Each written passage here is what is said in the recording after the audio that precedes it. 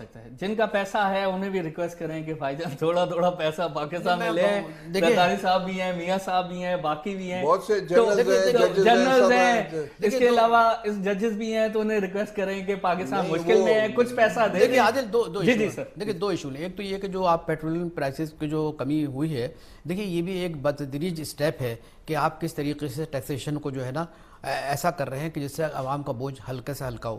دیکھیے اصلی مسئلہ کیا ہے. آج انہوں نے اسد عمر صاحب نے کل کہا کہ ہمیں 1 ملین افراد پاکستان کے جو ہیں ٹیکس دیتے ہیں, جبکہ 3 ملین جو ہیں ایسے ہیں کہ جو آسانی سے ٹیکس دے سکتے ہیں. تو آپ مجھے بتائیے کہ اتنی بڑی مطلب تعداد کہ جو ٹیکس دے سکتے ہیں وہ ابھی تک آپ ٹیکس نیٹ میں نہیں آئے.